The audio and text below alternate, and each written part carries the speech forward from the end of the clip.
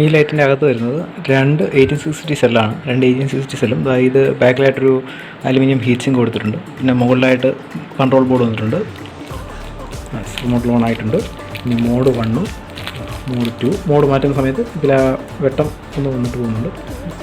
ഇത് മോഡ് 2 ആണ്. മോഡ് 2 ആയി. ഇതാ മോഡ് 3. ഇപ്പോൾ മോഡ് 3 ആണ്. ഇതിൽ എന്തെങ്കിലും ഒരു മൂവ്മെൻറ്റ് വന്നാലും ലൈറ്റിൻ്റെ ബ്രൈറ്റ്നസ് സ്റ്റേബിളായിരിക്കും. മോഡ് 2-ലാണ് ചെറിയ ബ്രൈറ്റ്നസ്സും പിന്നെ അനക്കം വരുന്നത്. എന്തെങ്കിലും ഒരു മോഷൻ സെൻസ് ചെയ്യുന്ന സമയത്ത് നല്ലൊരു വെട്ടത്തിൽ കത്തും, ഫുൾ ബ്രൈറ്റിൽ കത്തും. ഓക്കെ, ഇപ്പോൾ ഓഫ് ചെയ്ത് നോക്കാം.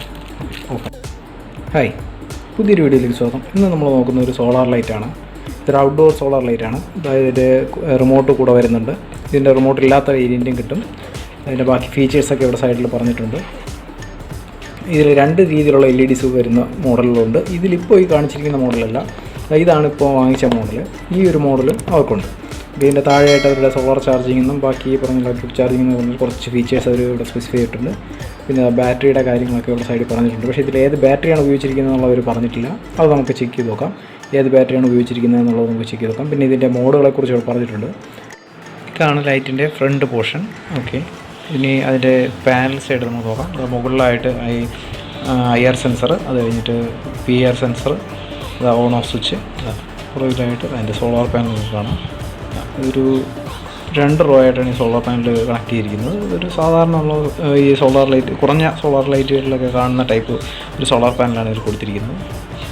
ഇതിൻ്റെ പിന്നെ സൈഡിലായിട്ട് സ്ക്രൂസും കാണാം. നമുക്ക് എന്തായാലും ഇതിൻ്റെ അകത്ത് എന്തൊക്കെ ഐറ്റംസ് ഉണ്ടെന്നുള്ളതൊന്ന് നോക്കാം.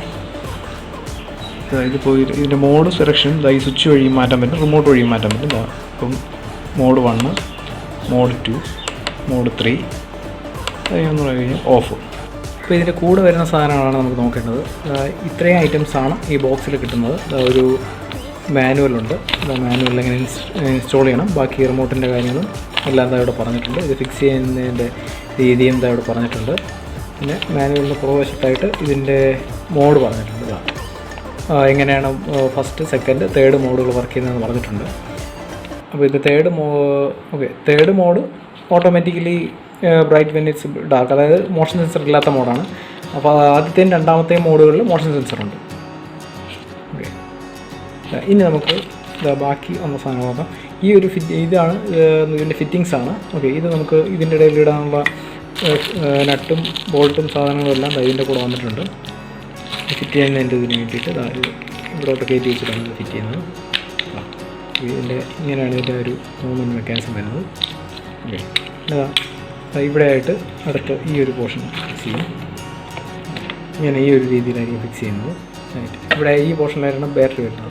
LED വരുന്ന മോഡലാണെങ്കിൽ ഇവിടെ വരുന്നുണ്ട്. LED വരുന്ന മോഡൽ ഇൻഡിപെൻഡൻറ്റ് LED ആയിരിക്കും. ഇതിലും 144 LED തന്നെ ഉണ്ട്. പക്ഷേ ഇത് COB LED ആണെന്ന് മാത്രമേ ഉള്ളൂ.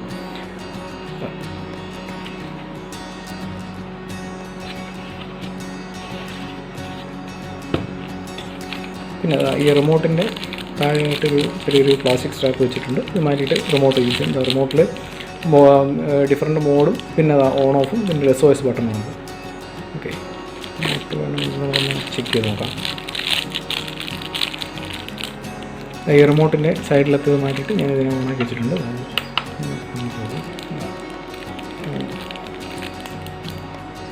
റിമോട്ടിൽ ഓഫ് ആയിട്ട് നോക്കാം. ഞാനിപ്പോൾ റിമോട്ടിനെ ഒന്ന് പുറത്തെടുത്തിട്ട് ട്രൈ നോക്കാം. ഓഫ് ഈ ഒരു ആംഗിളിൽ വന്നാലേ ഇത് ഓണാവുന്നുള്ളൂ. അതായത് ഇപ്പം ഓൺ ചെയ്ത് നോക്കാം. ഓണായിട്ടുണ്ട്. അപ്പം മോഡ് 2ലേക്ക് മാറ്റി പോകും. മോഡ് 2, മോഡ്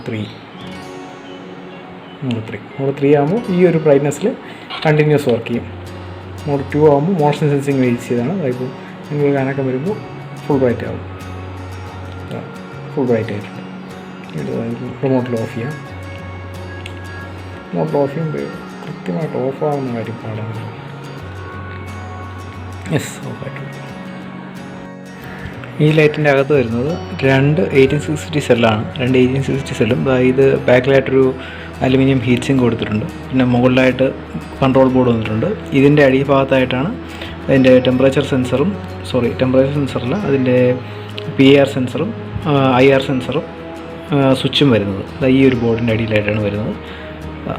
ഇത് ജസ്റ്റ് ഒരു സിമ്പിൾ സർക്യൂട്ടാണ്. ഓക്കെ, ഇതിൽ ചില മോഡലുകളിൽ ലിഥിയം ഫെറോസൾഫേറ്റ് പറഞ്ഞു വരുന്നുണ്ട്. ഇതൊരു ലിഥിയം അയൺ ബാറ്ററിയാണ്. കണ്ടിട്ട് വേറെ പ്രത്യേകിച്ച് ഒന്നും തോന്നുന്നില്ല. നമുക്കതിൻ്റെ വോൾട്ടേജ് ഒന്ന് ചെക്ക് ചെയ്ത് നോക്കി കൺഫേം ചെയ്യാം. 3.6 മോഡലുണ്ടെങ്കിൽ അത് ലിഥിയം അയൺ ആയിരിക്കുമല്ലോ.